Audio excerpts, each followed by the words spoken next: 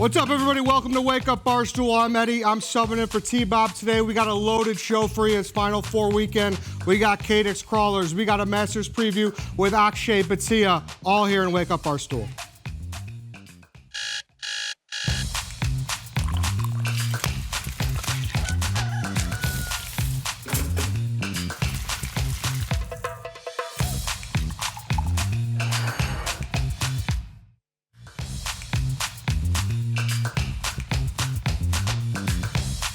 All right, good morning, everyone. Like I said, I'm filling in for T-Bob today. We got Katic, we got Dana, we got Megan making money. How's everybody feeling? It's Friday. Oh, do that again. Yeah, man. Yeah, man. Goodness I feel gracious. great, Eddie. What, it popped up a little bit? What did I miss? Megan looks jacked. Oh, you do? Look at that. She has the pipes on her. That's no joke. Ready to roll, Ed? Ready to roll. A lot going on. Loaded show. Let's start with Kirk Cousins to the desert. Mikey, were you shocked when you saw the news? Well, yeah, because now we have two. We're going to have two in Las Vegas. Fernando, granted, if he does go #1 overall, and Kirk Cousins. They are like both built in a lab of quarterback and media trained and like nerd, but also very good at football. I don't know. I'd be really cool to see their dynamic in the locker room, in the QB room. Yeah, I mean, I think he's the perfect guy for Fernando, right? Oh, for sure. I feel like the Kirk Cousins chain on the plane is so interchangeable with Fernando. Oh, Like, yeah. You could easily throw him right in there and you could see it perfectly. It's right? going to be like Hook. It's going to be, he's going to pass that down to Fernando. That's the contract he got? Yes. Yeah. What? Yes. It's a little deceiving, though. Okay. It's a little deceiving. Is it part of it is from the Falcons? No. It is. Break it down, Edo. It is essentially a one-year deal. Okay. It is essentially a one-year deal. But Kirk Cousins is a master at contracts at this point. Right. Like, I think most of his Viking contracts he negotiated as fully guaranteed. This is not fully guaranteed, Okay. obviously. Well, regardless, what's he, 37 years old? Good for Kirk. And there was a tweet out there that I saw about his contracts in the last, 10 years or so. It's obscene what he's done Making bread. to win one playoff game. Where would you guess that he is all-time in money? Like guaranteed money that he has? Yes. Just from contract? Money earned, all-time NFL. Sixth. Oh, you're saying money-wise? Yeah, like all-time. How much he's made? I'm going to go 8. Okay, 6, 8. Mike, what do you got? I'll split the middle at 7. He is the third most money earned NFL player of all time. That's That's ridiculous. insane, but good for him. I love the guy, but he's won one playoff game. And what's he going to do with the Raiders? I don't think much better than what he did with the Falcons. Yeah. Well, He's just there to be a veteran presence, in my opinion. yeah, but wasn't it kind of a weird situation? They brought him in as a starter. Then they initially draft your boy right away, Michael Penix. So he kind of got messed around a little bit, I'll say. The whole thing was bizarre. That the Falcon situation last year, kind of felt bad for him getting shoved on the bench. But yeah, I mean, if you're gonna get a quarterback and you're a team like the Raiders, I think that's a good start to at least keep yourself in contention, rather than just start the rookie right away. So you think he starts right away or no? If you're paying him this money, I think yeah. Kirk will play right away and serve as someone that Fernando can look up to and learn from his first year. I don't think it's bad for a quarterback to sit behind a veteran like Kirk. I mean, I know Fernando wants to play, and if you're a #1 overall pick, you want to play, and you think you're going to play, but just situation, I think it's better for Fernando to just sit back, learn, and watch how a veteran conducts an offense, conducts a huddle, learns plays, learns an offense, things like that. I will say in that same vein, too, I feel like if Cousins feels like he's lost control of the team or he's not playing to the best of abilities, he will take that step back and pass the rock off and be like, look, man, it's your turn now. Like, I'm here if you need anything. I'll be your guide, whatever you need. But if he's not serving the team to his full potential, I feel like he's man enough to take that step back and give the ball over. I mean, you look at a guy like Drake May, who sat for most of his rookie year. Second year, he's going to the Super Bowl. Yeah. You know, it definitely has its benefits, but with fan bases, you get frustrated pretty quick. So if they're losing, it's Fernando time. Do It's the Raiders crazy. have a right to be frustrated? That's what I was wondering. Do the Raiders have a fan base that will make this happen quickly? I don't think that they do. Respectfully to Raiders fans, I just don't think that they do. I think Kirk starts, but I would still set the over-under at like 3.5 games started. Yeah. Yeah. Unless you have like the Indiana fan base just like pushing super hard for Mendoza. Well, Like, I think the Raiders fans will also, they want to push hard for Fernando as well. They want to see if he's like the savant that everyone says he is.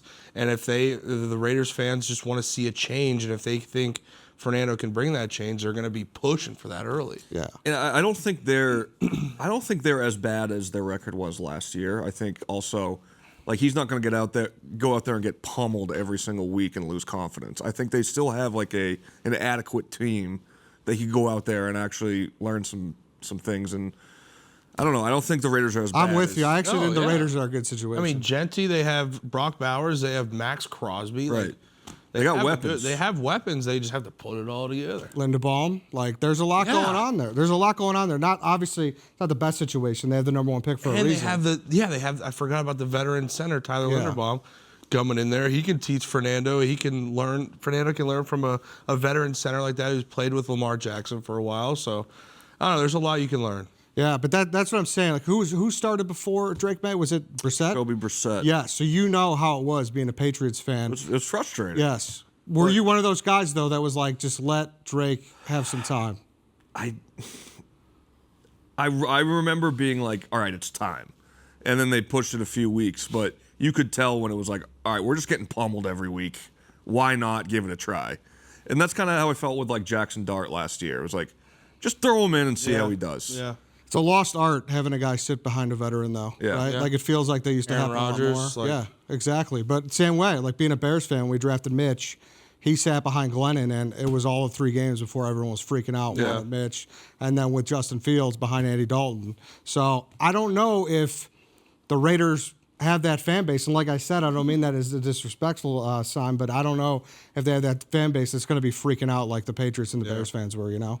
I don't know. I feel like they are a passionate group, but you're right. It's not like it's if it was the Packers or the Bengals or something like that It just doesn't feel like they have the passion that other, fan bases They're going to have. crush us for saying that. Yeah, well, look, and I would love for them to crush us because then that shows me passion at the very least. Yeah. Yeah. There's a guy on Twitter that crushes me. His name's Raiders Jimmy. He's going to be on me.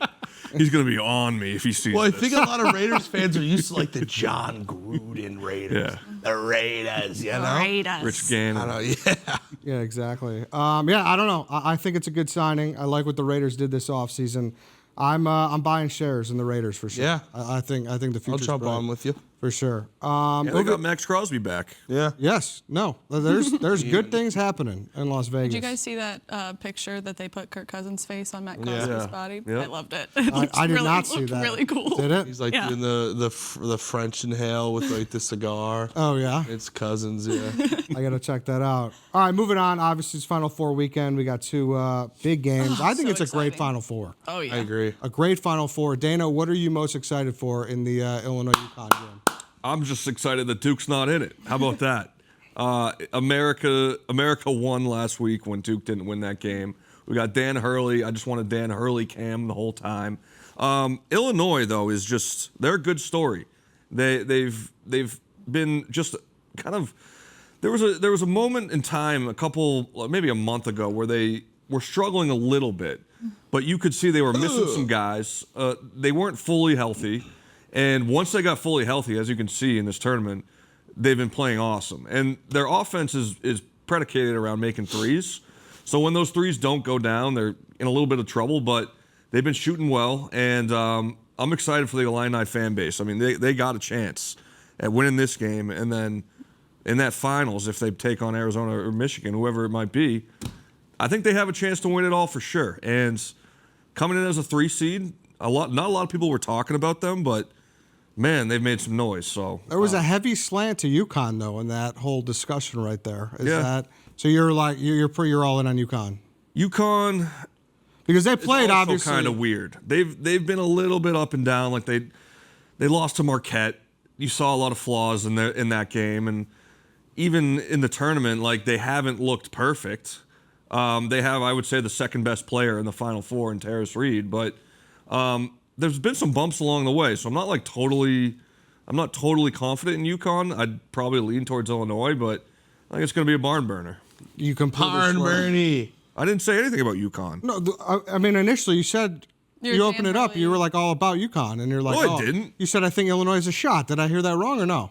I feel like you heard it right. He's lying. No, I'm not lying. That's You're what like, he does. You're like, Illinois got a chance. I was like, I think they have more than a chance. The first time they played, Wagler only played like 13 minutes. That's what he does, Eddie. No, I'm not. He comes I'm in here. This is and not a he just- gaslight. I It's like say the things. Doug stream. I say things. This and he is not a just, This is not a gaslight. I thought this was different. We'd be on national TV. You'd be helpful. I promise you. No, this isn't not, the dog walk, Eddie. No, This isn't this. You're always coming at me. the way you were talking, I was under the impression that you were all over UConn in this one. No.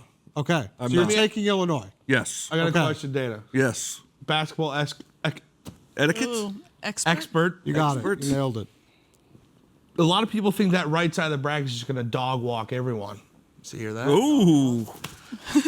Do you think that? Or do you think the left side of the bracket, like UConn, the winner of UConn, Illinois, has a chance? No, I do. I think anybody. This Final Four. I wouldn't say it's wide open, but I would say a team on the left would definitely be an underdog in the championship, but they would still have a shot. Okay. It's not like Michigan or Arizona would be 15-point favorites. They'd probably be 5-point My favorites. problem with Illinois is I've not watched a lot because I can't bet it. Yeah, and I true, feel true. so terrible because it's like I would love to know what's happening, but Got a fun team. without having the ability to put my money on it, it's just not doing it They for have a me. very fun team. They got a bunch of Balkans.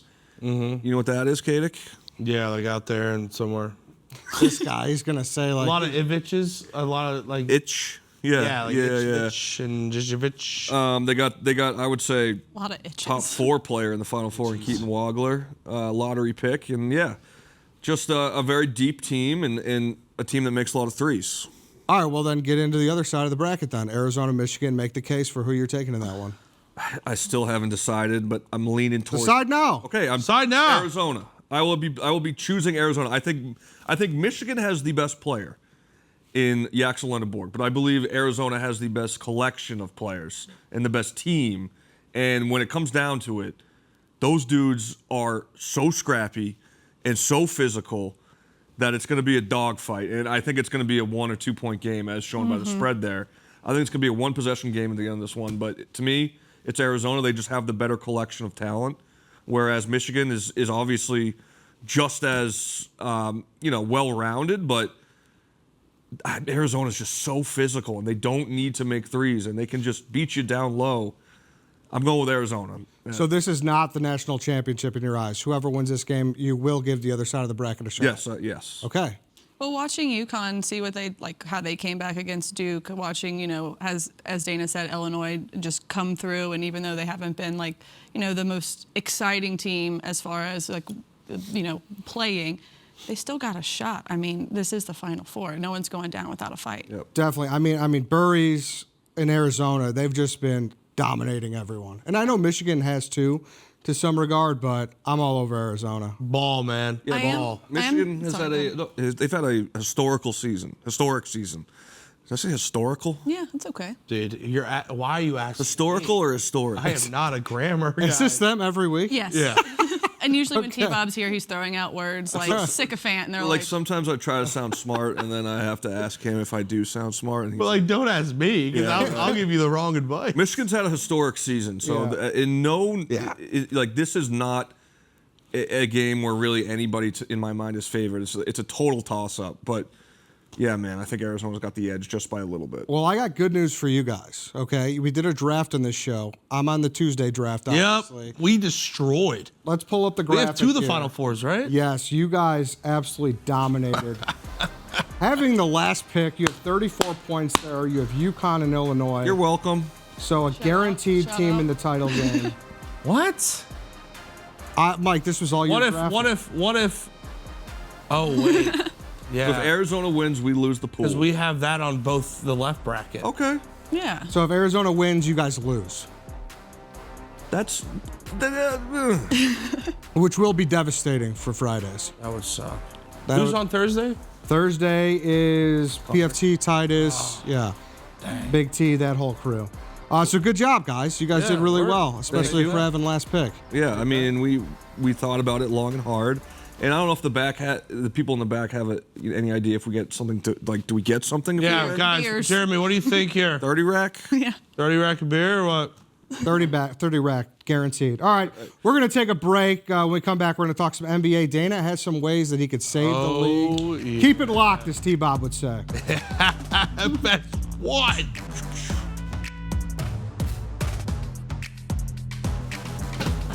Welcome back to Wake Up Barstool. We're going to talk some NBA. Dana has some ways that he's going to fix the league.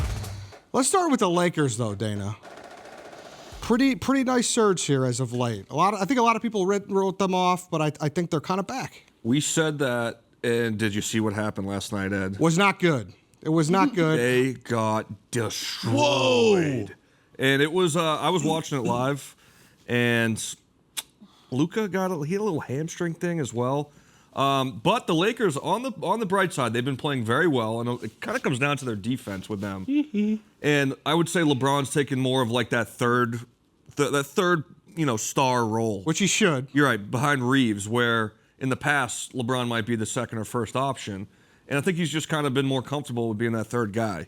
But I don't know how long Luka's going to be out. It didn't look great. NBA players tend to be a little bit dramatic with their injuries, so Yeah.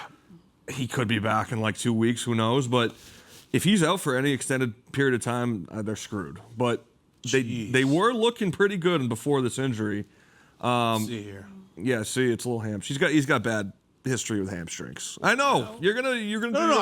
I'm trying to find the a injury. little hamstring thing. I'm big on injuries. You're anti-soft tissue injuries? Well, no. I'm just big on seeing injuries and seeing what's going on. Yeah. I usually have a pretty good. So what'd you tell on- see there? It looked like nothing. They were down by 35. But So you think it was a little bit like, let me just get out of this game? Pseudo. It's gotta be. But just didn't look. Usually hamstring is when you're extending and you're at the top of your extension when you're sprinting. Yeah. I don't see that in close quarters. A hammy. I don't know. The Thunder I'm a Thunder hater. I really am. I think it's becoming more popular. It is, and I was there. I was on the front lines last year, saying this team is corny.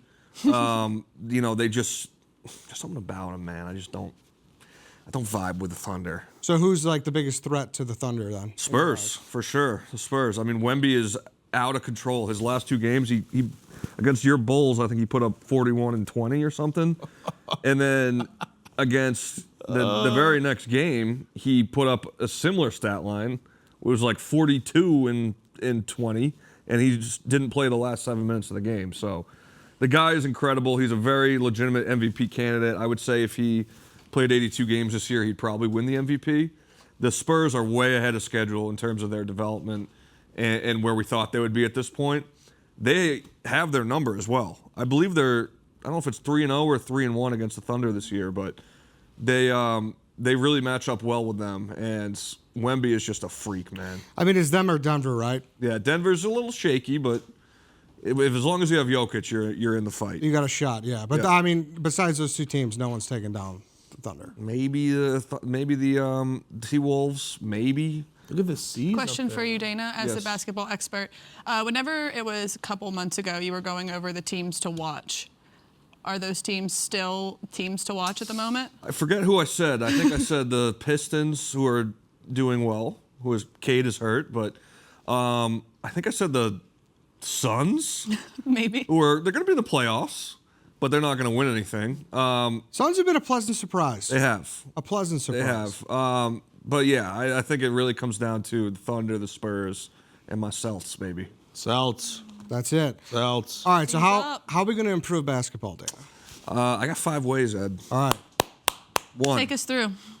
The one that most people say, which I agree with, is a 4-point line. Wouldn't that be fun? So cool, much fun. man. Like a Steph Curry, Dame Lillard range. Like logo 3? Like Pull up, maybe a little in between Side half logo. court and the current 3-point. Yeah, but then logo threes are going to become normalized, and I don't know if I want to live in a world where they're normalized. Like, I still want them to Well, be this is cool. my world. Continue. You heard don't that, wanna live Eddie. in my You heard world? that. So far, no. You don't want to live in my world so far. Not right now, but do. I'm open to hearing out the rest of your points. Hold on. Let me pull up what I sent this morning. fighting. I just want to see what the order is. Okay, yeah. Relegation. Ooh, I like that one. This helps with tanking, right? Let's say the bottom 2 teams. If if you end up as a bottom 2 team, you're playing in the G League next year. Love it. And maybe we expand the league to have 32 teams. I don't know. So just one in each conference, or just Yeah, total? one in each conference. Okay. Worst team in each conference relegated. I like that. So I no think more that's tanking. solid. Relegate's a great one. I don't know how this would work financially. This is my dream world. So we're gonna make it happen. This is my favorite one next. Fights are allowed, but it's like hockey where you get a substitution period, and you're allowed to use boxing gloves. So it's like, let's say people are pushing each other, whatever. Blow the whistle. Do you guys want to fight? Fight. That should be in every sport. But then you have to take time to put. Okay, this is your world. But They magically appear. Is it substitution or they are off the? They're off. They cannot play for 10 minutes. So it's 4-on-4. No. It's still 5-on-5. But let's say it's like Luka Doncic, and you need him in the game. He can't play. I feel like that would make every sport so much better. But I feel like a lot of bad players would just come off the bench and try to fight the. Good. Okay. Entertainment. Yeah. Okay, I'm down for that. Eddie? I'm down. Yeah, there would be more like Oakley types who are just on the team to brawl. So I guess I'm okay with that. That's We fun, think- right? Yeah, those guys. Do we There's think all. we Yeah. have to like exclude some players, like that might have some history with violence and things like Right. that? No, I think those guys are better. This Like is Ja Morant can't go fight. Yeah. these ways to improve the NBA are not for the game itself. This is for entertainment value Love it. and for fans Love to it. watch and Love to it. tune in. Which is needed because you're one of the only maniacs that are still watching them on random Thursday. Yeah, I'll watch nights. them. I'll watch Wizards Hornets. And then we have player coaches. Okay, we're not going to do player coaches. I do have player coaches. That's my fault. But random TV viewer gets $1,000 if any player scores 40. Wouldn't you tune in Yeah. to the Bulls Pistons I would. tonight? I would. If you had a chance to win $1,000 randomly, they somehow, I don't know how they do it, but they go through all the viewers, the TVs that were on during the game. Oh, boom, Michael Katic. West Loop. Bang. Bang. $1,000. I don't think you would. No, I wouldn't. There's no way you would. Yeah, but Jimmy in Buffalo. West Town would. Yeah. Yeah, Jim. sure. There would be people who would. Thank you, Ed. But like, what's the barrier to entry? Like, can I just watch the first quarter and tune out, or do I got to stay for all? You got to stay. 48. You got to have it on the TV. All right. You don't get your money till the next morning. All right, great. So I got to watch that Thunder blowout and Luka pop at his hamstring and that all the way through. I haven't thought that through. We'll just turn the TV on and walk away. Yeah. Okay. Just have These are someone things watch we can it. iron out, Eddie. Have a mouse mover for watching. We can iron out. Do you have any ideas? Player It's hard. coaches? It's hard because I think any way you slice it, there's only a handful of teams who can win it all. We just talked about it. Then there's all the handful of teams who are tanking. And then there's the other teams who get made fun of, like the Bulls, the Hawks, and the Heat, who are just perpetually in the play-in. So I don't know. There's just every team is basically in a bad spot besides the 5 who can make it. Every team should have a 400-plus pounder. I like that. Give me Sim Bular as my guy, dude. I love that guy. That or Sim like a Bular. 5'3" guy, like a little like Muggsy Bogues, just like running around. Bugsy Bogues. Exactly. Bugsy Tim Bular is great. All right, we got to head to a break. Chris Klemmer joins us to talk some Major League Baseball when we get back. Keep it locked. Ed. Saying that Yeah, Ed. every time I'm saying Keep it. it locked.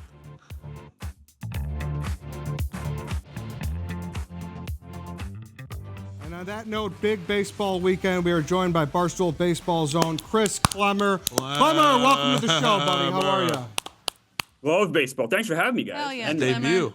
Klemmer, we got to start with Connor Griffin. He's getting called up, making his debut today. Just signed a massive $140 million deal. Have we left planet Earth when we pay this guy that much money without playing a game, or is it the right move? I think it's the right move. This kid's really good. He was in 3 different levels last year in the minors, batted 325 or higher in each level. This guy is really good. It's pretty rare we get a teenage player. Like, he's going to be 19 years old. He's it's a home opener for the Pirates today. He's going to be 19 years old at shortstop. We haven't seen a position player this young in baseball since Juan Soto. And you look at like 19-year-olds who played Major League Baseball. Ken Griffey Jr., Bryce Harper, like I said, Juan Soto, Mike Trout. Like, the group is pretty good. So I'm not saying this kid's going to be that good, but this is a special group, this is a special player. He's only spent a week in AAA. He's batting 400. This kid is awesome. I have a question. I'm not totally like in on how the MLB draft works and stuff. Was he a number 1 overall pick? He was not. He wasn't. He was 9th. But this draft was stacked. And we're seeing some of those guys in baseball right now. J.J. Weatherholt, he's on the Cardinals. He's having a huge year. There's a bunch of guys who were drafted ahead of him that already are in the major leagues that are already really good. There's so many good young players in baseball right now. It's such an awesome time. Got Chase DeWater in Cleveland. There are so many Carson Bench with the Mets. There's so many like young players right now in baseball. They're having huge impacts already. It's awesome. Yeah, you can see the Sarah Lang's tweet here. I mean, look at it. Andrew Jones. I mean, this is the Hall of Famer. This is the company that Connor Griffin is going to be in when he takes the field today. It's awesome. If you love baseball like I do, this is such an awesome, awesome time to be a fan. Well, it's awesome as well for Pirates fans who had pretty much been miserable about everything. So it's nobody thought that they would do this. I did the old scan through the Pirates Reddit. They were in disbelief that they paid this kind of money, especially for a guy, like I said, who's never played. So I guess the question is Skeens next, or they stop in here? What's a Skeens watch at, Chris? I don't think Skeens is next. A few reasons. A, you don't usually see this with pitchers. It's usually hitters who get kind of these like contracts right before they enter the majors, or like right when they're really, really, really just barely in the majors. So that's one element. The other element is Paul Skeens has had two of the best years to start a career of my lifetime, and I'm not young. I have gray hair. I mean, Dwight Gooden maybe is the guy that's had a better 1-2 seasons than anyone at all besides Skeens that I can remember. He's had a 1.9 ERA in each of the first 2 seasons. So to pay Skeens now when he's had 2 years of massive success would cost so much money. I don't know if the Pirates should do it. Pirates should spend a lot more money. The Pirates' payroll should be $100 million more than it is, easily. So they should do it. I don't think they will.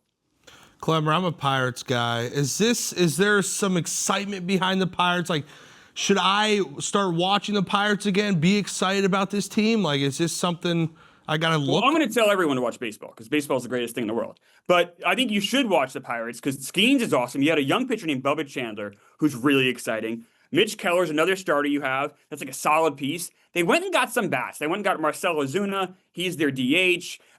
You went and got Brandon Lau. He's their second baseman. So you have some pieces there that are like interesting to watch. The Pirates will be competitive this year. Okay. I know if you're a Pirates fan, Mike, like you know the Pirates just haven't been competitive. Horrible. They are competitive this year. Not saying they're going to win the World Series or even make the playoffs, but they'll be good. All right. And you got to watch Connor Griffin and you got to watch Paul Skeens. Cool.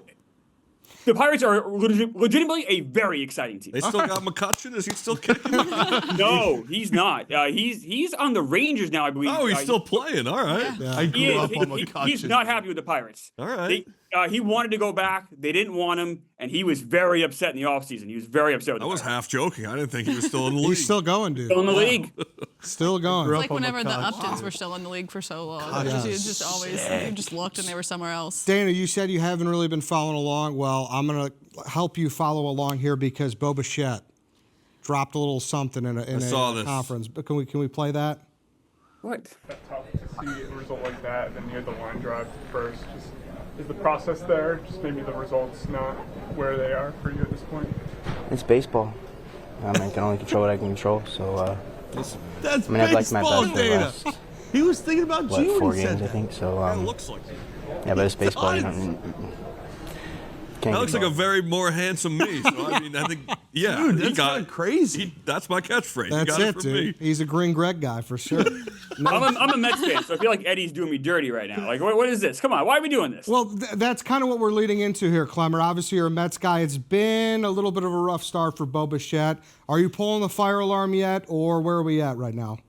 No, I'm not pulling the fire alarm yet. I'm not happy. The offense has not looked good. The 3-3, but the thing is, the 3-3 against the Pirates and Cardinals. These are not like they played the Dodgers and Yankees. Like this is you want to be better than 3-3. The offense doesn't look good, but it's April. Like baseball offenses in like early April and March typically stink just because the ball's not traveling very far.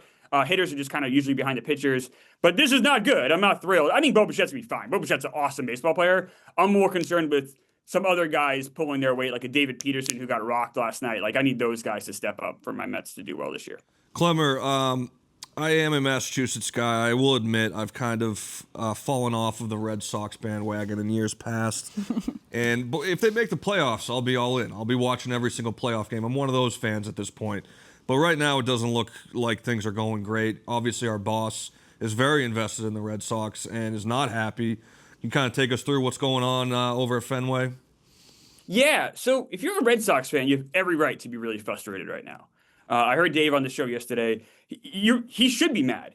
And I agree with Dave. This is a John Henry issue. Want to hear something crazy? The payroll for the Red Sox in 2026 is lower than the payroll in 2016. Like, that can't happen. Like, that's nuts. And that's just the owner just doesn't care anymore. And, he's owned the Red Sox for nearly 25 years. He's won 4 titles. John Henry has had a very nice run with the Red Sox. If you don't care about something, then have someone else on the team. The Red Sox mean way too much to Boston, way too much to New England. I grew up in New Hampshire. I know how much the Red Sox mean to people in New England. Like, if you don't love the Red Sox anymore, don't love owning them, sell them to someone who does. But no, instead he's found a way now where he can have a $200 million payroll. People in New England are so loyal, they'll go to the games, he'll still make a profit, and he goes home happy. But it's not fair. The Red Sox deserve to have the best owner possible to run that team because it means so much to New England. And those ticket prices are so high. Like, you cannot, it's so wrong. It's malpractice to not put the best team on the field and charge people, families, this much money to go to the games. Shame on John Henry. The Red Sox will be okay. This isn't a terrible team, but they should be way better than they are. Look at last year. Rafael Devers, they trade him for nothing, garbage, and then Alex Bregman's gone, and how they use that payroll on some old veterans like Sonny Gray and Wilson Contreras? That's wrong. The Red Sox payroll should be $100 million more. Red Sox are so disappointing because the ownership is foul. I love it, Klemmer. Dang, Klemmer. Klemmer, I have a question for you. You've gone through a little bit of the Pirates, the Mets, and the Red Sox. As a guy that has been watching baseball, as someone who likes to bet baseball, who are some of your dark horse candidates to potentially win it all? Ooh, so I mean, it's not a dark horse, but I really like Seattle. Now, the Yankees just took care of Seattle in Seattle. So, but I think Seattle's pitching rotation is really strong. I like that they have Josh Naylor now for the whole season. I do believe in Seattle. I'm not saying win it all because the Dodgers are just so head and shoulders above everybody. See, Mariners third. It's not really much of a dark horse. I'm surprised, honestly. This kind of surprises me. I would have guessed the Blue Jays would be ahead of the Mariners. And I think that just shows you how confident people are in the Yankees. But if you look further down this list, say the Tigers. Tigers have a pretty good 1-2 punch. Now, they're off to a 2-4 start, but it's so early. But Framber Valdez, Skubal 1-2 in a playoff series, that's pretty good. Yeah, I think the Cubs look good this year. Like I like the roster they have. You go further down the list, if you really want to reach, Orioles or Royals. The Royals do play in a pretty weak division, so maybe they can kind of make some things happen. But man, look at the Dodgers though. The Dodgers are so good. Yeah. Klemmer, we're a week into the season, which means we're a week into ABS. You're a purist. I want to know how you think it's going. Do you like the ABS system so far? We had our first walk-off in the Orioles game, which is kind of crazy too. So your thoughts overall? Love the ABS. I've gone to 2 Mets games this year already, and the pop you get when they say challenging, and then you get that crazy thing on the screen with the pitch coming into the home plate, and the crowd is just like on their pins and needles, waiting to see if that's a ball or a strike. It is awesome. I love it. Look at this. Everyone gets all excited. Oh, strike. Oh, everyone goes crazy. I love it. Love ABS. ABS and the pitch clock are 2 of the best innovations in sports in the last 20 years. Yeah, I was saying this on Tuesday too. Don't you agree that when you're in the stadium, it's a little less intrusive as well? Like, you don't see the sponsored segment. The announcers don't kind of talk it all up. It's a little more subtle in the stadium. It is, Eddie. You're right, and it goes right to it. Because you're in the crowd, and you're like, you don't see the guy hit the head, so you're like, unless you have better seats than I do. I'm way in the top. I'm way in the rafters. But you all of a sudden, like, are they challenging? And then you see it on the screen, you're getting all excited, ball or strike, people are going crazy. I love it, and it's super quick. I love it. It's done so well. I said that and the pitch clock have made baseball so much more fun to watch. And I think for even casual fans can go and enjoy a game quicker and have fun video excitement like that. That's awesome. Are the umpires cool with it, or are they mad? I've seen this CB Buckner stuff. CB Buckner. That guy's getting thrown through a loop. If CB Buckner is crossing into the Cadix line of vision, it's not going well. You're right. Not going well. Even that's crossed my desk, and I'm like, whoa, this guy's having a tough time. Have you guys seen Goodfellas? The end of Goodfellas? Yeah. They got to put Henry Hill in Arizona, and he's eating spaghetti sauce. That's CB Buckner. I think he's got to go in witness protection. He's not a popular guy right now. No. Poor CB. Chris, who's your biggest surprises right now? I think it's really just the young players in baseball. I know I kind of hit it when I talk about Connor Griffin, but the impact that these guys are having right off the bat, it's really fun to see, and it makes. I think having like this young influx of talent, which I love baseball. Baseball a few years ago was not a fun product. The games were 4 hours long. You didn't have as many young, exciting players, and the young, exciting players you had, unfortunately, just didn't have like a super boisterous personality. I feel like we saw it with the World Baseball Classic. You got a lot of young, energetic guys, and you got guys that are making immediate impact. So, like Katie was saying, hey, like I'm a casual Pirates fan. Pirates haven't been good.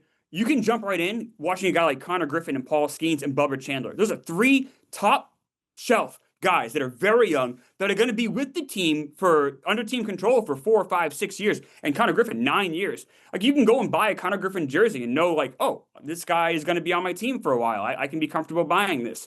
And like, I think for fans, knowing that you have all of these young players out there is super exciting. I mean, I could say the Marlins were 5-1, but they played a pretty weak competition. For me, I think the biggest takeaway from the season is going to be these young players. And it's awesome. As a baseball fan, that's what I love to see.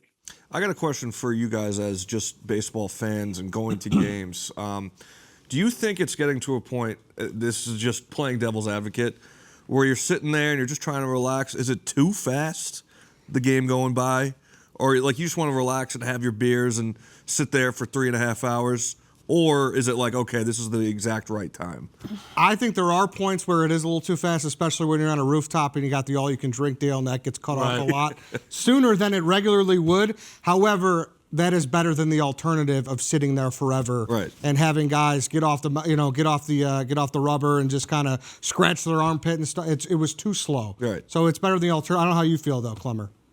If you had told me in 2026, we'd be having a discussion right now. Well, A, if you told me my weird face would be on TV, I know something was really wrong. But if you told me in 2026 that we'd be having a discussion, if baseball is too fast, I wouldn't believe it. I'm like, we must be living in some alternate universe. I love that we're having this discussion at all. That makes my heart happy. What do you think about the Yankees, Klemmer? We talked some Mets, so we got to talk Yankees. Their starting pitching has been fantastic. I mean, they're going to win the AL, right? You just got to be ready for it. They're really good. It stinks. Their pitching staff is so elite. So right now they have Louis Heel. He's in the minors right now, but only because they only need 4 starters because of days off. But Louis Heel is their 5th starter. I mean, this guy had a sensational rookie year and had a 3.3 ERA last year. Get this, though. They got Carlos Rodon coming back to the team. He won, I think he led the league in wins last year. He's coming back, I think, in early May. You have Garrett Cole. We all know Garrett Cole. He's coming back in June or July. And then, that's 7 guys deep now. Like, that's just unfair. The Yankees, Clark Schmidt might come back at the end of the year. That's another good starter for them. I mean, the Yankees bullpen is so stacked. You know Duvall, Bednar, but they got a guy, Fernando Cruz, who can pitch that 6th, 7th inning for them. And then on top of it, the lineup's pretty good. They brought back a lot of the same guys, and they have a better bench than they had to start the year last year. The Yankees are a legitimately borderline great team, and it makes me sick. I feel horrible about it. Klemmer, you're the man. Thanks for joining us this morning. Go watch Connor Griffin as well today. And, go follow Barstool Baseball. Appreciate you, Klemmer. Yes, thank you, guys. Thank you so much. Let's go. All right, that's it, everyone. We're going to head to break. Stay tuned in. We got the Money Corner coming up. We will see you then.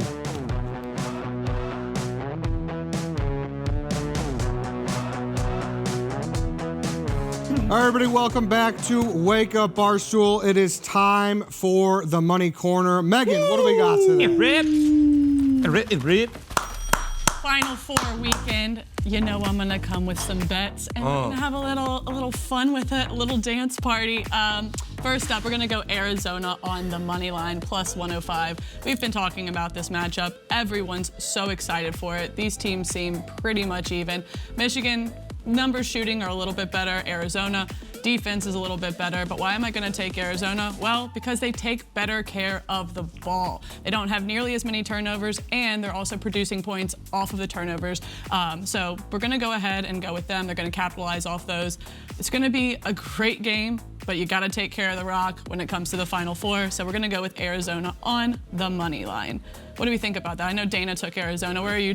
I love it, and I'm looking at. I don't want to get too ahead of myself, but that third one, I know. I might do it too. I like it a lot.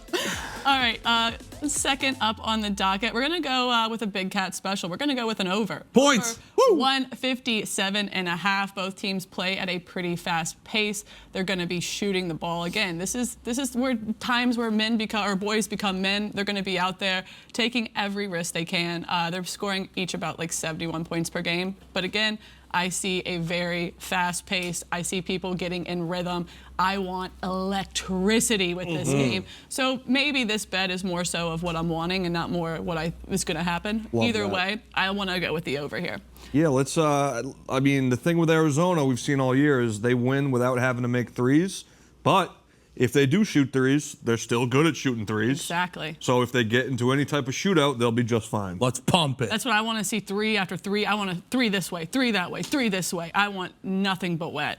And then last up, I've been talking about how even these teams are and how I think this is going to be an electric matchup. So why don't I bet on overtime? Love it. Overtime plus 750. Again, these two teams are going to be clawing at each other's throats all the way down to the final minute. And as Dana said earlier, the spread is indicative of this game being a 1 or 2 point game. Great word. So I'm going to go ahead and call my shot here. And, if we can't get that over in regular time, let's get that overtime and then hit the over so we can cash all 3. I like it. Happy Final Four. I wish I could Get that money. with you guys, but I cannot. And I love you. And we'll see you next week. I like it. We need it, guys. Like we need a good game. We do. Right? And I'm a little bit worried that everybody is overhyping this game to the point where if it's not like the perfect basketball game, we're all gonna be disappointed. Because everyone's saying this is going to be the game of the decade. But let's be honest. What if it's not? But listen, the Elite Eight, besides that UConn-Duke game, it was kind of a stinker. Yeah. It was kind of a stinker. We can't have a stinker. We can't. We need this to be... I'm willing. I love the overtime bet. Here's what's going to happen. Tell me, Dana. Michigan's going to be up 3. Jaden Bradley's going to pull up for 3. Buzzer beater, go to overtime. We win that bet. That's what I just got chills. That's exactly what I want. I want a buzzer beater into overtime. I want to sit on the edge of my seat, sweating, biting my nails, seeing if we're going to hit this over, seeing if Arizona's going to win, and then obviously in overtime. Does this have the chance to be the best Final Four ever, Dana? I don't want to say that, but I think, listen, we all said coming in. This game has the chance to be like one of the most intense, like, competitive games we've seen in a long time. Give me the world where it's not the best Final Four. Like, what happens in that game to make it bad? But specifically, UConn and Illinois. Again, I said earlier, haven't been perfect in this tournament. They've had some like halves or full games where they haven't looked great. So that game could be a stinker, just because like Illinois, when they played, who was it? Iowa, or was it Houston? Houston. When they played Houston, it was kind of low scoring. It was gross. Houston was the grossest part of that, right? But your point remains, yes. So that game might just be an ugly basketball. Well, that's the thing too. You're two teams that like the 3-point shot. You get in that big stadium, the depth perception everyone talks about. It does have stinker potential. I'm just worried we're going a little like we have the highest expectations ever for that right side of the bracket. What if it doesn't live up to those expectations? But I think we have them for a reason. This is the year where everyone thought, like, hey, the 1 seeds are going to be there. Obviously, Duke loses a heartbreaker, and Florida does as well. But these are the two teams that kind of lived up to their end of the bargain. I think the expectations should be there. I agree. I just don't want to be let down. That's one good ball, man. I just want to be Eddie, let down. How do you feel if you're a Chicago native, but you're a White Sox fan and a Northwestern fan? It's tough. It's real tough for them right now. I know a guy who is pretty miserable because he has both of those. So, coming up in hour 2, we got Akshay Bhatia joining the show. We got Katic crawlers. We'll be talking some Coogan and more. So stay with us. We'll be right back.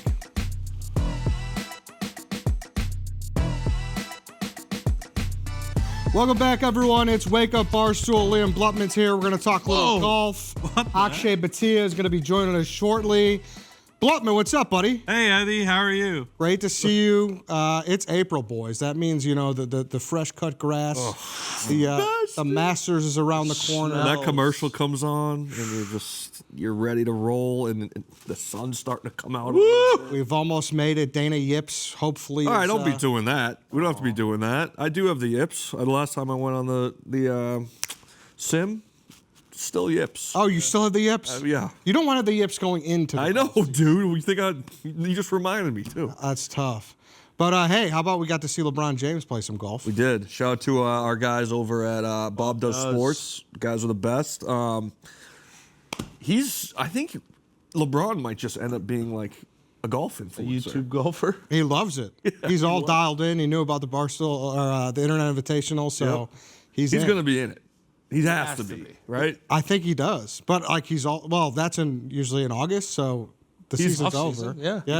He has to do it. He could do it. It's just so funny knowing that he's out there watching Fasoli run into some fences. Just smoke some fences down. It sounds like Akshay Bhatia is here, 3-time PGA Tour winner, including the 2026 Arnold Palmer Invitational, 20th ranked golfer in the world. Akshay, what's going on, man? Thank you for joining us. Appreciate it. Yeah. What's up, guys? How are we doing? Dude, so listen, we started off, we missed a couple cuts, but now you seem kind of dialed in. What's working right now, man?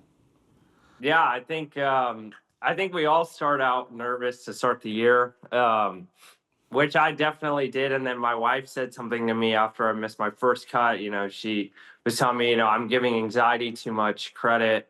So I switched the dialogue there a little bit. And then, then stuff started to fall into place. And it's been a nice, 5-6 week stretch for me. So, I give a lot of credit to her for kind of putting me in my place. That's nice. Love it. Hey, Akshay, Liam Bluttman here. I just really enjoy watching golf. I can't play a lick of it, but watching you play golf is super fun and everything. Obviously, we got the Masters coming up here in a week. Where are you most looking forward to? What's your favorite hole to play, toughest hole to play?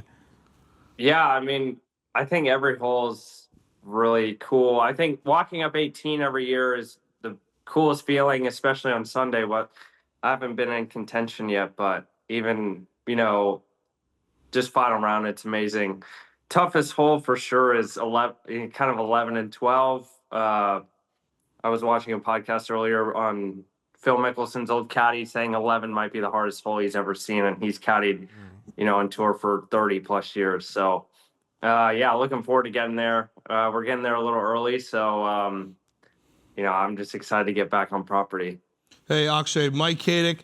Football player, but I like the social aspect of golf, love hanging with the boys. Is your mental preparation kind of the same going into a weekend like the Masters, or do you kind of heighten your preparation? Like what's that process like?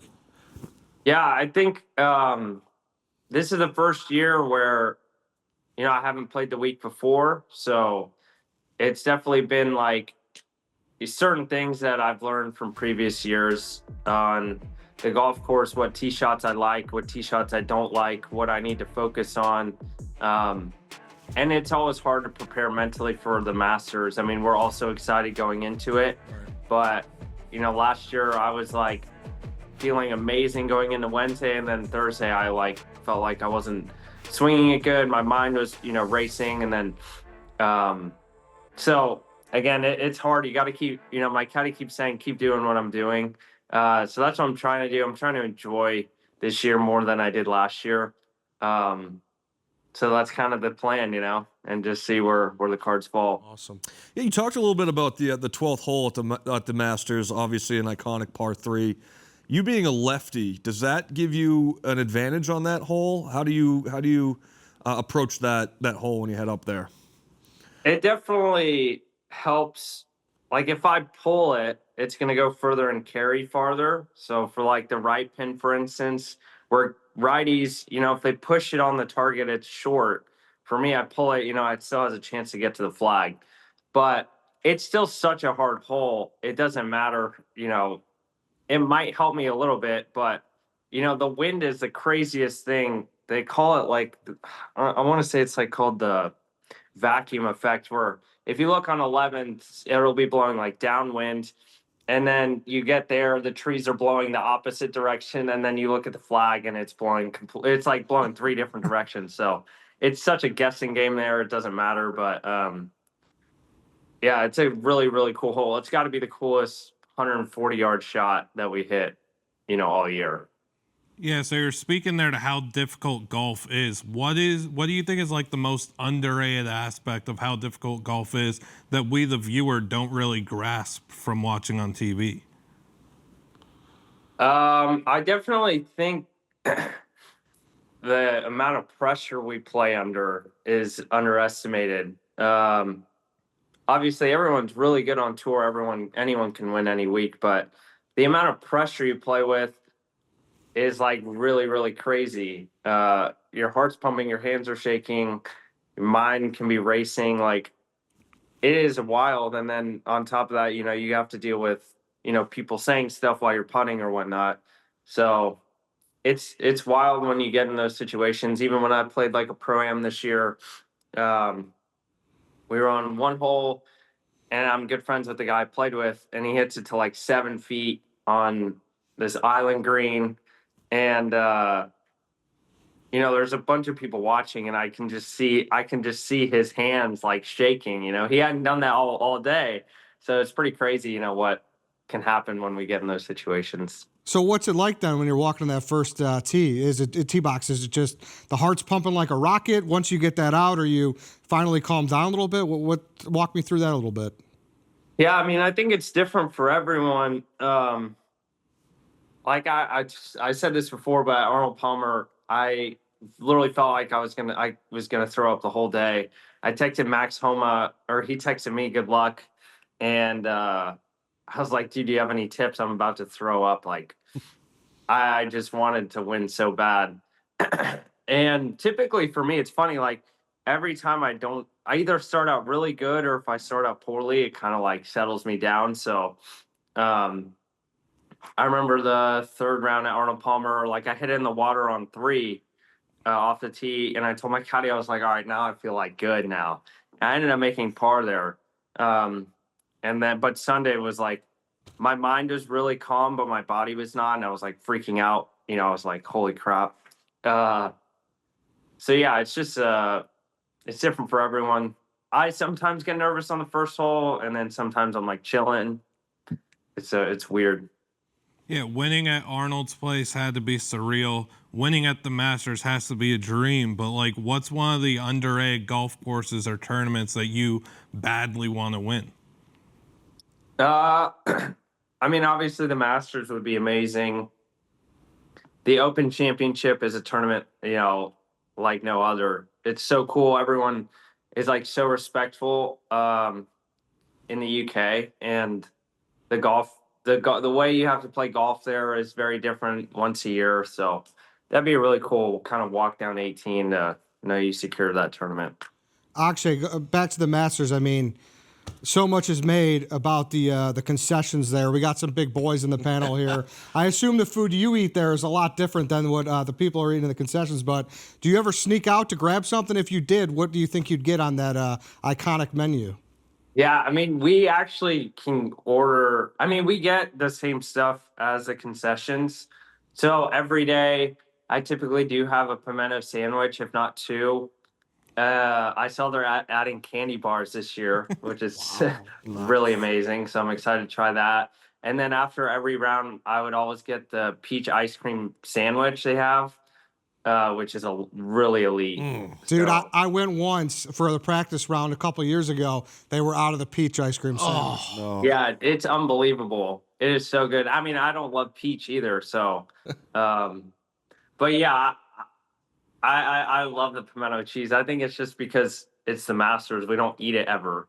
I'm not a big egg salad guy. And then I haven't had any of the barbecue sandwiches, but I kind of stick to the pimento.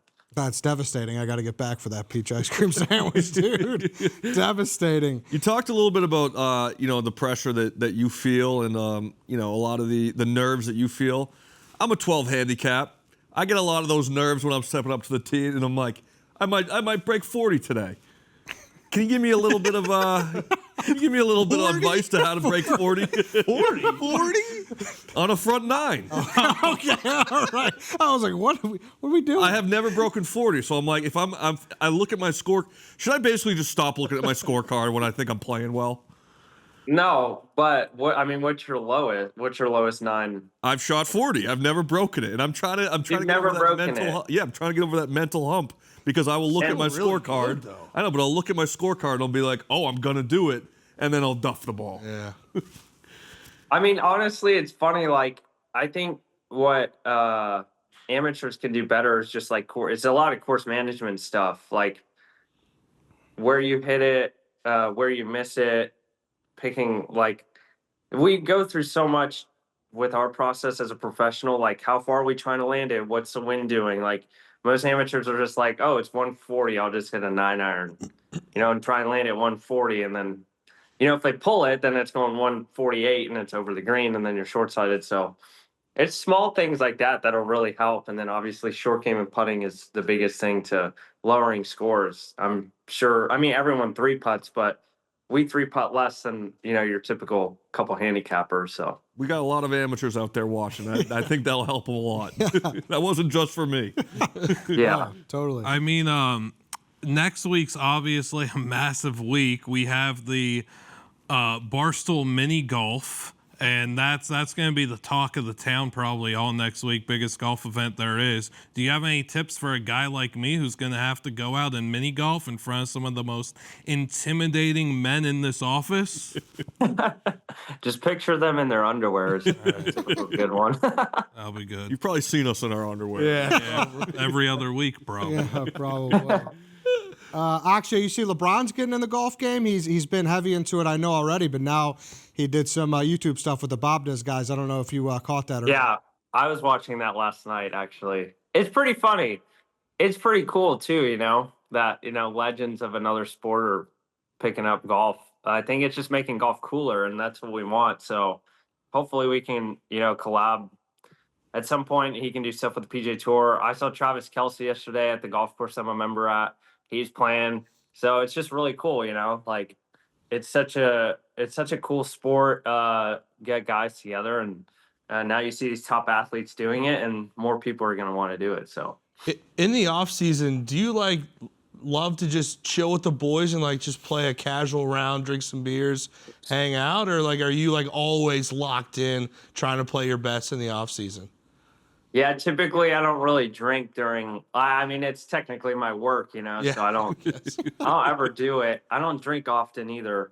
But I did get married this winter, and then I had all my friends there. I didn't really do a bachelor trip, so I ended up, playing golf. I had a couple beers, and I was over the golf ball, just moving back and forth. I can't believe people do that on a regular. Yeah, that's me. Really. You got to find the sweet spot. Exactly. Akshay, thanks so much for joining us this morning. Great start to the year. Good luck the rest of the way, man. Good luck. Thanks, boys. Really appreciate it. All right, welcome back. It's Wake Up Barstool. Tweet it as #AskWub. We will answer your questions at the end of the show. But for now, it's time for Smash or Pass. Let's go. Easter edition. I'm so hung. All right, are you so hungry that you can eat Peeps? Smash or pass, first one. Yeah, I'm gonna eat Peeps. I'm gonna eat them. I'm gonna pass because I wouldn't smash them. I liked them when I was young, but not now. Okay, see, I would eat them, but I'm not I'm not actively hunting out Peeps. Peeps are the epitome of if they're there. That's the activity, though. We have Yeah, if you're gonna smash them, or if they're in front of you, are you smashing? No. Okay. What about you? But if they're the last thing there, I'm gonna eat them. And I also can't not think about Tate vomiting when I think about Peeps. No, Peeps are utterly disgusting. But I'll sneak a few in. I'll eat them, dude. I feel like personally, whenever you're chewing them, it's almost like sometimes when you eat pasta, how it just grows in your mouth. I feel like Peeps just get bigger and bigger, and it's just when you finally get them down, it's like a big lump. Can you expand upon that? Pasta grows in your mouth? Yeah, what the? Wait, how does that? Whatever, man. Whatever, man. No, I'm interested to know. Because I would like my pasta to grow in my mouth. Well, I want more. I don't know. I can't explain it. I think people know what I'm talking. Yeah, people know what I'm talking about. I would like, if I eat spaghetti, I want it to grow in my mouth. I'm not even kidding. I want to grow in my mouth? Beers. I want beers to never end.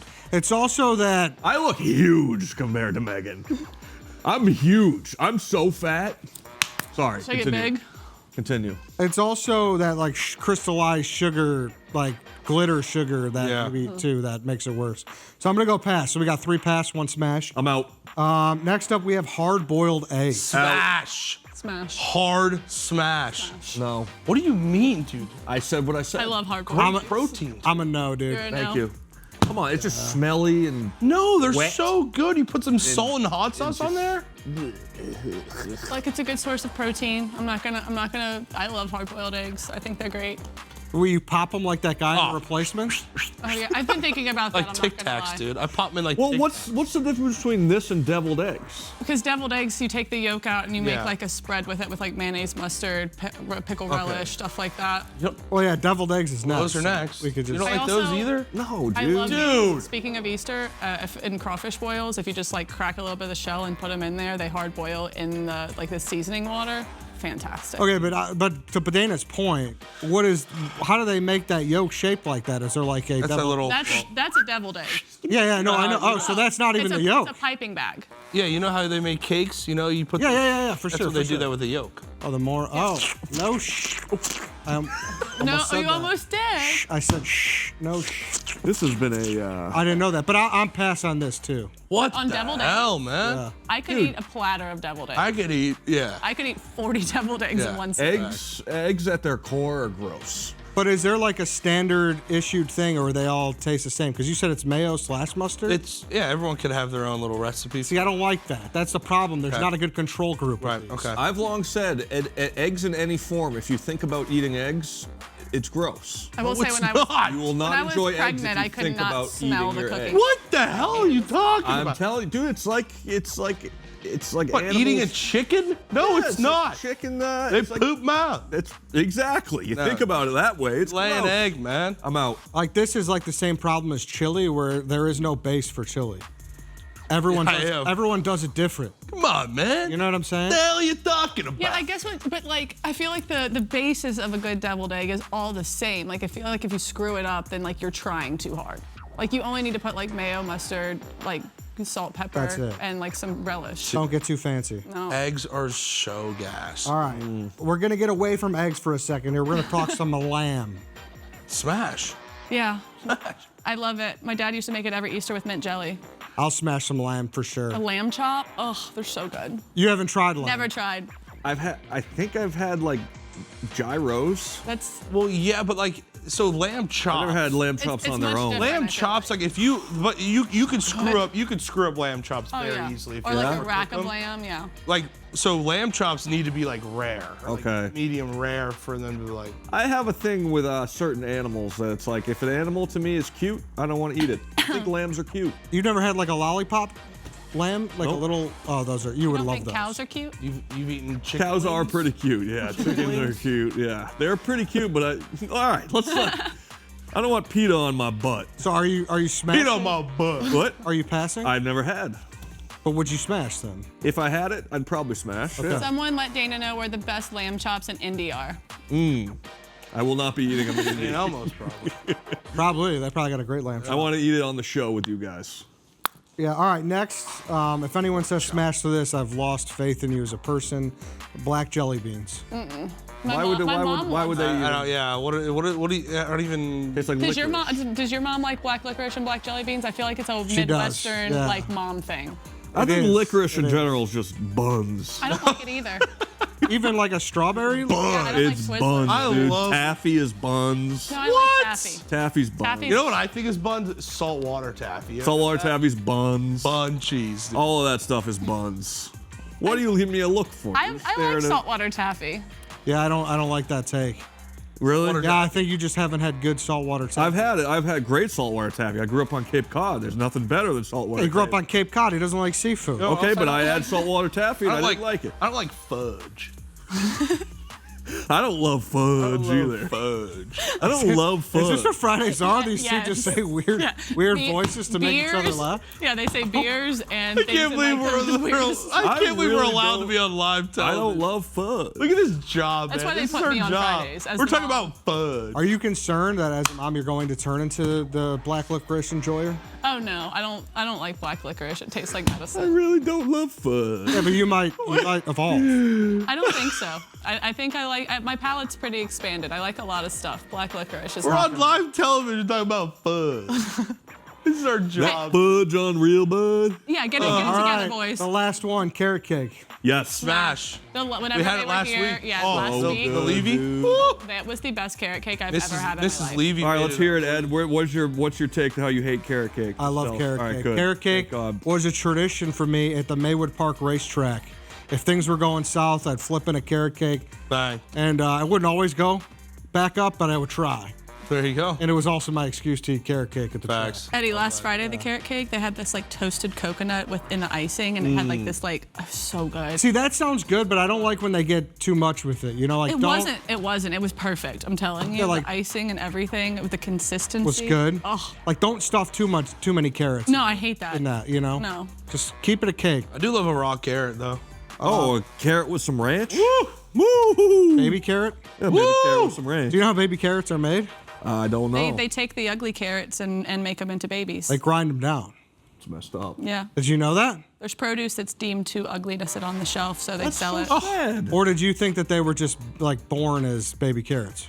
Oh, I thought they were born as babies. No, they just shave them down, dude. Wow. I was kind of mind blown too. I don't like that. That's That makes me feel bad for the ugly carrots. Yeah. So much work. It is a lot of work, but baby carrots are awesome. That's why like home cut fries are a lot less expensive for restaurants to use because a lot of the potatoes are really ugly, but once you cut them up, you can't tell. Baby carrots with just a tub of ranch. We were talking Easter egg hunt during the break, and you asked Megan if we use real hard-boiled eggs or if we use the fake eggs. Right. It seems pretty consistent across the board. Everyone used the fake ones. Yeah. What do you do? What do you mean? You some put money in there? You put money in the hard-boiled egg? That wasn't me. We were doing Kate and Friends yesterday, and Danny Conrad said that they've always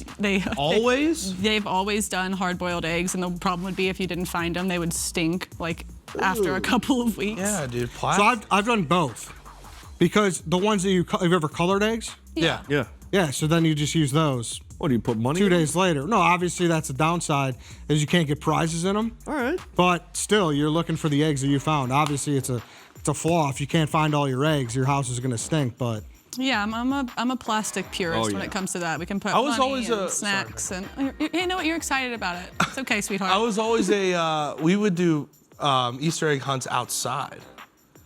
Oh Like, yeah. With the plastic eggs. Like Grandpa's backyard. Yeah. Go like in the bushes. Yeah, we found the- always found had the gold egg? Yeah, we had a golden egg too. It had $100 in Yeah, it. we had like $20. Sick. My grandpa would always be in charge of hiding that one. the problem with these is the older kids just absolutely mow down. Oh, dude, if my little cousin was yeah. in my way, stiff arm right in the dirt. Yeah, like Sorry, kid. I have 7 nieces and nephews, and I feel bad for the younger ones because they just get. It's a skill issue. Sorry, it's a skill issue, bud. If we had a office-wide Easter egg hunt and all of the eggs had prizes in it, who do you think would come up with the most money? Why don't we do that, Megan? That's a genius idea. Great idea. Good question. Around this office? Yeah. Well, this place will get torn to shreds. Boss man Big Cat just throw in a bunch of cash. Some This place will get Lucy's, torn. I'm Lucy's a running container. people over. He would love that. So who Sounds do you like think would be the one that has the most? who would have the most eggs? Me. Yeah, who would find the most? It'll be Driving my someone head. sly. Like Spider? Yeah, Spider Oh, would be yeah, 100%. Ask Webb, if NASA sent a regular person into space, who from Barstool would be the funniest Che. option? Mincy. Che would be great. Mincy would be great. Jay and Mincy on a rocket together? Content-wise. Che would be funny, but I wouldn't trust any of the information coming back because he views the world like an alien already. True. You know? Connor Griffin could be funny. Mincy would like eat all the stored food, so like no one could like. Yeah. He just like would have no regard for the other people on I think Mincy's the easy on the ship. answer. Yeah, let's think of someone really White funny. Sox though. Dave. White Sox Dave would be funny. He'd be chopping his toenails just in Just space. watching the toenail float in the air. That's exactly what he would do. It would be a good Dana option. doesn't like that. Dana didn't like that. Hey, what, you think I want to think about White Sox Dave's toenails at White Boy 8:40 in Rick the would be morning? fun. White Boy Rick's just so large. Just to see him in a spacesuit would Honestly, rock. to see any of the big boys in a spacesuit, would be- I don't even know if they make those. Like I don't. Ella wants to go to the moon. Yeah, she wants to take shots on them. She wants to take a shot of tequila on the moon. That's her life goal. Wow, really? That's the last thing I would have blacked out. expected from her. She wants to go to the moon? Yeah. That's her goal. She wants to take a shot on the moon. She said she wants to go. She would go mega viral. I said, I mean, yeah, if you're taking a shot on the moon, the video is going to do million views. Wow. I mean, did she understand that like gravity and stuff, like you have to wear a space helmet? Yeah, I don't know how she would. I would. You know what I would do? It's going Dana? to take a lot of figuring out. Deutsch on his seat. I would fill up my space helmet with beer and just drink my way through so I could see if we could figure out that way. I mean, Deutsch on the moon. Deutsch would be fun. From Kilroy's to the moon, Ella Griff. Unbelievable. We got more Wake Up Barstool for you at the end of this break. Stay with us. We'll be back. Stay locked.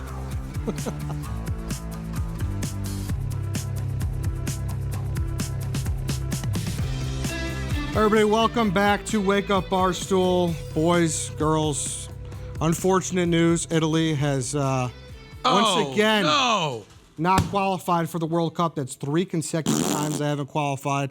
That 2006 win with the legendary headbutt from Zidane feels like forever ago. It's a sad day for the Italians. Were you even alive for that? What? Were you even alive for that? What year was that? 2006. Are you out of your mind? You're a young boy. What year were you born? Oh. That's crazy. I know, dude. But you thought I was born He in was 6 07? when Zinedine Zidane headbutted that guy. Ever heard of Y2K? Yeah. Dude, that's wild. What are you... Dude, you think I can control that? No, like a baby. I just want to give you a bottle or something. 90? Okay, 10 years older than 10 you. years older. Yeah. It's not that big of a difference. But I wish I was born in the 90s or the 80s. As a guy that's 25% Italian, this hurts me. Yeah. As a half Italian guy, it hurts. I want them there. I feel like they should be there. Give them an auto qualifier. Yeah. As a full American, I don't care. Yeah, So, good food, though.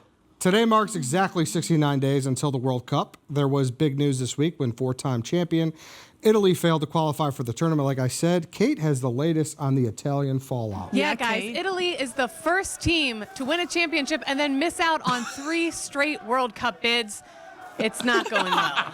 It looks like several bottles of Chianti have now been pulled out of the bag. This will either calm them down or make them extremely violent. Wow, and perhaps a nod to a subpar season, they are now handing out meatball sub. More chaos. It appears on the boardroom table a bocce game has broken out. The Chianti's almost gone. The sub's been demolished. I just got word we're getting access to league president Spidero Fordami. Spidero, what's going on in there? The league is falling apart. Fans are furious. What did you come up with? Long, hard 4 years. We'll be back. Just had to work through it now. Ciao, Bella. Are you even from Italy? Piscataway, New Jersey. Go Yankees! You heard it here first. Go Yankees. Back to you guys. That's incredible. That's Dante on the screen. I would give my life for Spider. I love him so much. Deutsch is inhaling that meatball sub. And the Dante shot was all time. That's incredible, dude. Little Great botch, job production on that. That was awesome. Shout out Kate. Oh, yeah. holding it all Eddie together. loves bocce. little bocce ball. Eddie, I want to get in on the bocce action. Come on in. Eddie, what are you? Nationality? Oh, you're 50 Italian, 25 Polish, 25 unknown.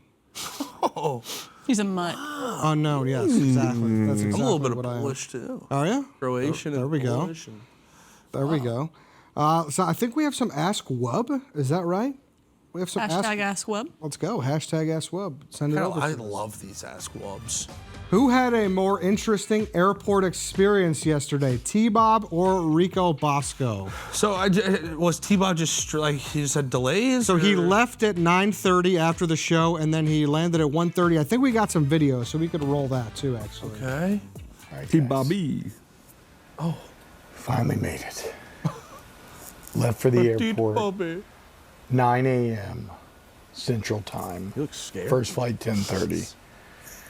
It is now 1:30 a.m. Central Time. Loud sick. What a Been awake 22 hours. No bag, no clothes whatsoever, no bathing suit. But I made it to family vacay. Let's have ourselves a time. That sounds. Can we go back to that slurp? Yeah, can we see the slurp? That sounded like. Do you play Fortnite Was that ever? a- That was sounded that like he out was of a- drinking a potion. one Was of that the out of a jugs. glass bottle? Yeah, it looked like one of the ones that you put on the table that you share with people at nice restaurants. Yeah. Exactly. Time. First flight 10:30. It is now 1:30 a.m. Central Time. Like he's drinking a chug jug of Fortnite. A chug jug. That's what those are called. Yes, chug jug. But I think it has to be T-Bob because Rico was on a jet. Yeah, Rico flew private. But it was also, he organized it. He had a lot of guests there. He had a lot of pressure. He had yes, exactly. A lot of pressure. Like T-Bob, who else didn't have, there's so many people didn't have good travel experience. Like, join the club. And with T-Bob, like him not having a suitcase is like, he says it's like a worry. It's the least of his worries. He's about to go and be in the same clothes. Yeah, and exactly. And not care, just relax. He's got like 8 Cruella de Vil t-shirts from last vacation to ride on. And don't forget the Donald Duck. Yes. Yeah. Ask Webb, who had a more interest? Oh, no. Would you rather be in the Final Four suite with Presidente when Michigan loses, or at the regular season New York Mets game with Frank the Tank when they're down 2 runs? I'm going Tank. I mean, I can listen to him yell. I can't be around Dave when he's upset. I hate whenever he's just in a bad mood because then he starts taking it out on everyone around him. I don't know. I haven't been with either of these people during these times, so I don't know.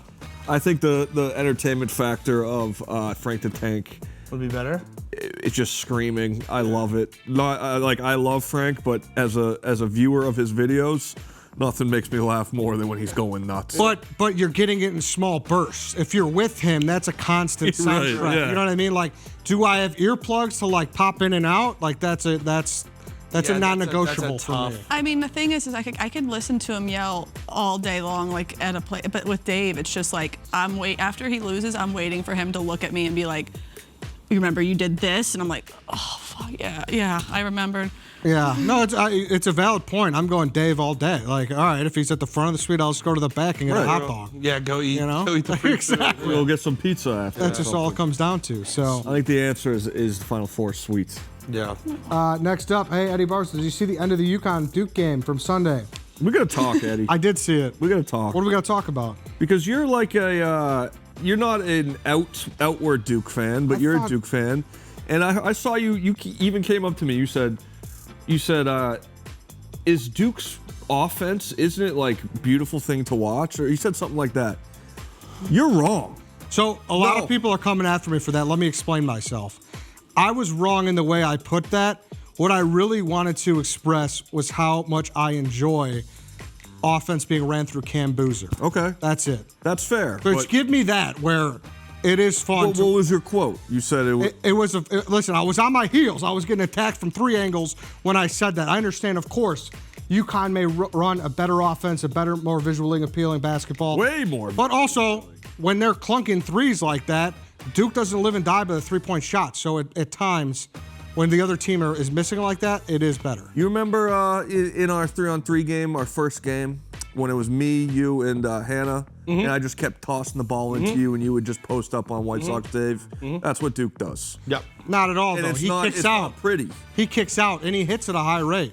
I know. I don't like watching clunky basketball sometimes. They are the definition of clunky. I disagree. You get a good possession every time Cam Boozer's the ball. Just about. He's a big dum-dum. Just about. I'm telling you. He's just a big dum-dum. It seems like you guys have some like underlying beef from like previous dog walks or something. Well, he comes at me, and he always you want to talk about getting under the gun and getting pushed into a corner. Eddie's always pushing me in a corner. He's mad because it came to light that when he's in the bathroom, he wets the toilet paper before he wipes his butt. That's why he's upset. That's what I'm saying, man. I never Why said did I that. never do that? I never said that. And hey, I'll do an Ask Wub. All right? All right. Is it okay if you are in the left lane of a highway and you are going 80 miles an hour and there's no one behind you and there's no one in front of you? Good. You're okay to stay in the left lane, Good to correct? go. I live in the left lane. Right. And if somebody comes up and zooms up behind you, you get out. There's no loafing in the left lane. No, I fly in the left lane. I don't loaf, Eddie. I fly. He had people honking, beep, beep, and this guy's just loafing like he's Mr. Bean. Ridiculous. He had no regard for life on that highway. Bean. He was negligent, but yeah, he doesn't use wet wipes. He just wets the toilet. That's paper. right. He just makes stuff up. Wait, does he dip it That's into a the lot. toilet? No, I won't go that far. Okay. Well, he does the quick run Eddie, out. you puts it in know the I can faucet. sue you for Run out. slander. slander, right? Are you saying his pants are at his ankles when he runs out? Nah, he has them up at that point. Wait, so he pre-wets. He does it before he goes in. This is defamation. Well, I just stuck up for you twice. But I never said I'd do that. Eddie, you know what Eddie also is? He's a gaslighter. He's He's a gaslighter. No. All right, pick 6, Alyssa. How does Dana Beers feel about there being 2 Big Ten teams in the Final Four? He doesn't respect I love it. I love it. This is a long-standing, mostly hoops trope with pick 6, Alyssa. She's been on my butt all year about. Get off his butt. I don't know why. I truly don't know where this came from. She says I don't respect the Big Ten.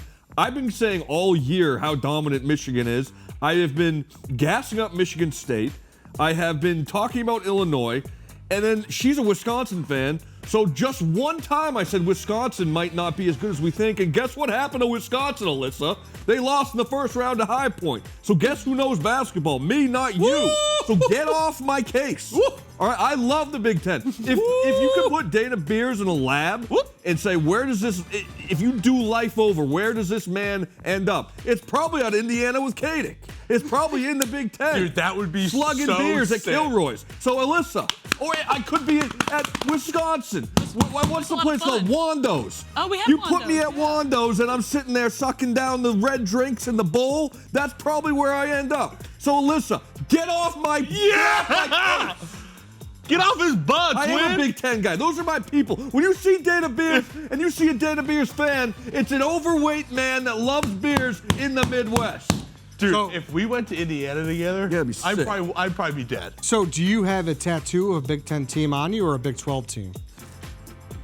Oh, Eddie, you're pulling out the stops on the boy. That's just saying, like, That's like saying, oh, you like hash browns, so you don't like tater tots. You know that Simpsons meme of Homer going into the shrubs? Yeah. That's me right now. Am I right? Well, why don't you show? Oh, the you people like your hash browns, so you Cincinnati don't like French fries. You want to show the people your Cincinnati tattoo? It's way on up his here. butt. It's way up here. I want his butt. But you do have a Cincinnati tattoo. I do, and I like the Bearcats. But You got the butt on your fudge. Just curious, what are the big boys club getting into this weekend? The boys will be heading to Indianapolis for the Final Four, doing a little sponsored video down there. Yep. Talking to some fans outside of Lucas Oil. Yep. Is that where it is? Yep. And then maybe getting some dirty martinis at night. That sounds fantastic. So many, and eating such great food. Do you have any like must hits when you go back to Indy? I know you didn't. We're in Indianapolis. Not so much Indianapolis, but like when I go back to Bloomington, Fat Dan's, get the Wake and Bake Burger. Woo! My God, it is What's on the Wake and Baker? My mouth is watering. 2 smash patties, cheese, hash browns at the bottom, fried egg up top, burger sauce, and then you get, oh, dude. It's so good. Yeah, what is burger sauce? Like just like I don't know. There's so many Probably different like burger what's sauce, on like a Big Mac-ish sauce. like the In-N-Out sauce probably. It's kind of like that. Yeah, it's kind of like a Yeah, it's something like that. ketchup, mayonnaise, mustard, a little Bit like relish. How many times a day do you think about that one? A lot. It's my favorite. It's my favorite place in Bloomington. Like go to? Like Yeah, it's my go-to. Last death row meal. It's on. Yeah, it's on my death. Oh, What about in Indy? Do you have anything in Indy? Like I like St. Elmo's. Like it's fine, but it's like it will never quench my thirst. No, that works. That works. Quench your my hunger? Whatever. Last week we Of talked the Wake about like best stuff to eat at a baseball game. So what do you guys think is the best snack for basketball games? Nachos. There's not. Yeah, we had maybe nachos. And chicken But we had the nacho. Check out the Big Boys Clubs. We had the nachos, like the old time nachos, like the circular. Those are my chips favorite. In the nacho cheese. The best stadium nachos. Oh, I thought you were gonna disagree with me. Stadium nachos. Stadium yes, nachos. they're The the best. liquid cheese. Oh, I actually ordered some to the office the other day. I found a place that sells them. The round Stadium? chips, Wow. the yellow cheese with Yeah, the you're gonna need to jalapenos. give me the name of that. I've been advocating for more just like roadside concessions. Imagine. That's all I want. I want to go into a gas station and have the hot cheese coming out of the dispenser every time. The cheeseburger and the cheese is infused into the tinfoil, like that kind of. You got to be careful though. There was one of those dispensers had botulism in California not too long ago. Botulism? Yeah. What the hell is that? Look it up after. It's All not right. good. Championship pick? Final Four. Who's the champion? Final answer. Who I'm rooting for is the Illini. who I think it will be is Arizona. Final answer, Arizona. Megan? I'm also thinking it's going to be Arizona. If not, I think it might be just because they've shown that they have a lot of guts. They play hard, maybe UConn. Okay. Katie? Early going for 3. Shout out to Big Ten, Illinois, Michigan final. Michigan wins, UM. Woo! Been on Arizona since the jump, so I'm going to stick with them, but I would like to see the Illini win. That's Wake Up Barstool. T-Bob will be back next week, I believe. Thank you guys for tuning in. Have a great 7, weekend. 6, 5, 4, 3, 2, 1. We're out, guys. Great show.